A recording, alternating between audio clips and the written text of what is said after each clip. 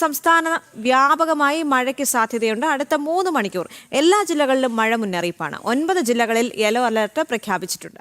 മലയോര മേഖലകളിൽ ജാഗ്രതാ നിർദ്ദേശവും നൽകിയിട്ടുണ്ട്. ശ്രീനന്ദ SP ചേർന്നു. കൂടുതൽ വിവരങ്ങളുമായി ശ്രീനന്ദ, വ്യാപകമായി മഴ പെയ്യുകയാണ്. കനത്ത മഴയ്ക്കുള്ള സാധ്യതകൾ വരും മണിക്കൂറിലും ഉണ്ട് എന്ന് തന്നെയാണ് അല്ലേ?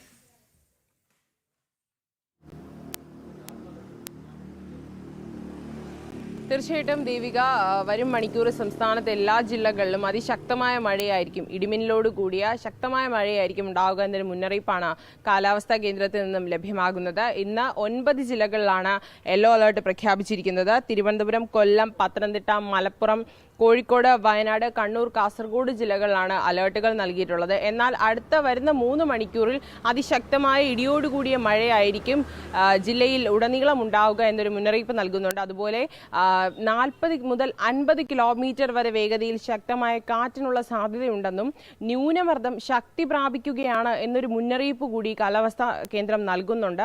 ശക്തിയേറിയ ന്യൂനമർദ്ദം വരും മണിക്കൂറിൽ തീരങ്ങളിലുള്ളവരോട് ജാഗ്രത പാലിക്കണമെന്നും അതുപോലെ തന്നെ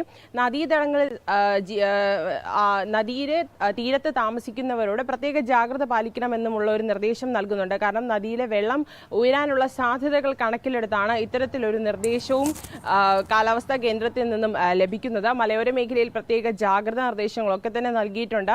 ഇന്നലെ തിരുവനന്തപുരത്ത് അതിശക്തമായ മഴയായിരുന്നു. ഇന്നലെ 3 മണിക്കൂർ രാത്രി തിരുവനന്തപുരത്ത് മാത്രമായി റെഡ് അലർട്ട് നൽകിയിരുന്നു. അപ്പോൾ അതിശക്തമായ മഴ ഇന്നലെ തിരുവനന്തപുരം ജില്ലയിൽ ഉണ്ടായിരുന്നു. ഇന്നും മഴയ്ക്കുള്ള സാധ്യതകൾ തന്നെ എല്ലാ ജില്ലകളിലും ഉണ്ട്. പക്ഷേ അതിതീവ്ര മഴയൊന്നും ഒരു ജില്ലകളിലും ഇതുവരെയും മുന്നറിയിപ്പിൽ നൽകിയിട്ടില്ല. എന്നാലും യെല്ലോ അലേർട്ട് ചെറിയൊരു മഴയ്ക്ക് സാധ്യതയുണ്ടെന്നുള്ളൊരു മുന്നറിയിപ്പ് നൽകുന്നു. പക്ഷേ ഉച്ചയോടുകൂടി തന്നെ അതിശക്തമായൊരു മഴയ്ക്കുള്ള സാധ്യതകൾ കണക്കിലെടുക്കുന്നുണ്ട് എന്ന് കാലാവസ്ഥാ കേന്ദ്രം ഇപ്പോൾ വിവരങ്ങൾ നൽകുന്നുണ്ട്. എന്തായാലും അടുത്ത 3 മണിക്കൂറിൽ ശക്തമായ മഴയായിരിക്കും സംസ്ഥാനത്തുടനീളമുള്ള എല്ലാ ജില്ലകളിലും ഉണ്ടാവുക.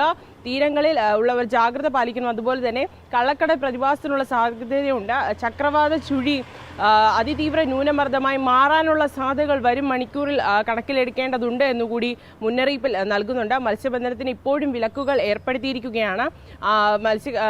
തീരപ്രദേശങ്ങളിലുള്ളവരോട് ജാഗ്രത പാലിക്കണം. അതുപോലെ തന്നെ വിനോദസഞ്ചാരികളോട് കടലിൽ പോകുന്നത് ഒഴിവാക്കണമെന്നുള്ള നിർദ്ദേശം കൂടി കാലാവസ്ഥാ കേന്ദ്രവും അതുപോലെ തന്നെ സമുദ്ര ഗവേഷണ പഠന വകുപ്പും നൽകുന്നുണ്ട്. ദേവിക.